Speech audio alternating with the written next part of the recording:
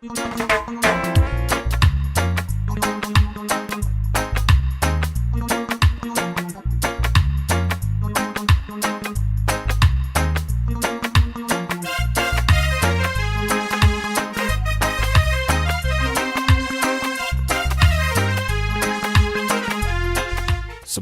is one of the few countries in the world endowed with some of the rare gums and resins used to produce some of the world's most expensive perfumes, cosmetics and other products.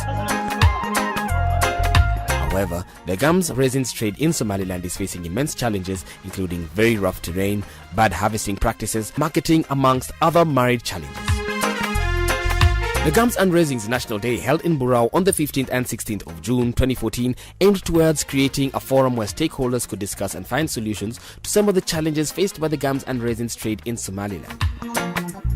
It was also an opportunity to showcase some of the gums and resins products as well as to network with the downstream players to ensure better business practices. This was the first time such an event has been held in the sector.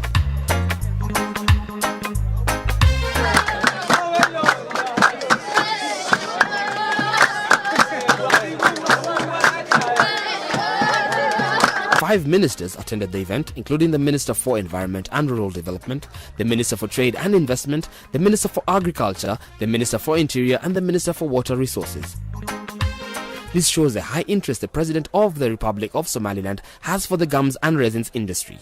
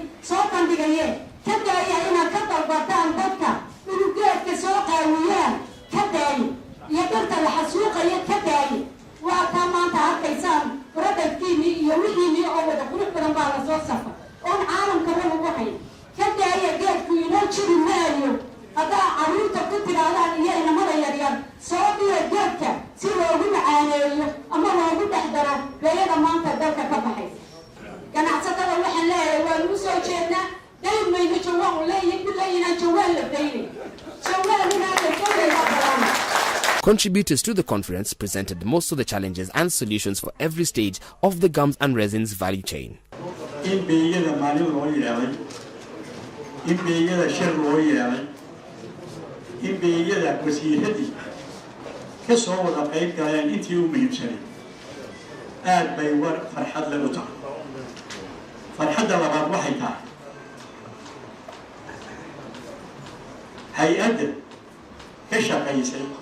حفلة إنه سمايسي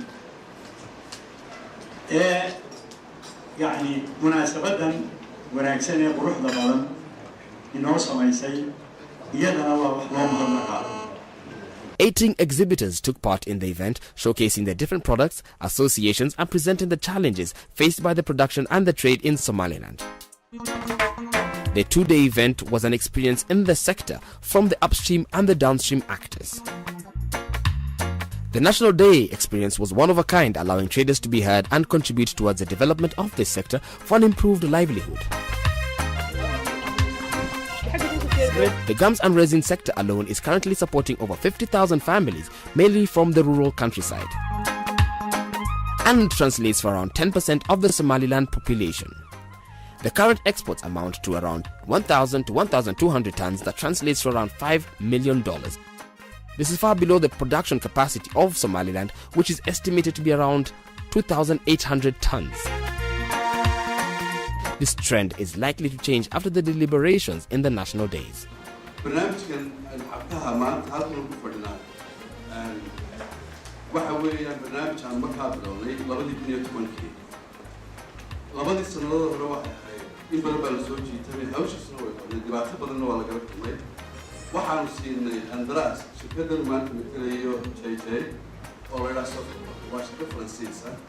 We have tried to cover quite all fields of activities around the gums and resin value chain. We covered all upstream and downstream. Recently, we have sent a team to talk about the marketing and sales in Europe. The event was organized by Sofreco in partnership with the Ministry of Environment and Rural Development and the Ministry of Trade and Investment under the Value Chain Development Project Gums and Resins component.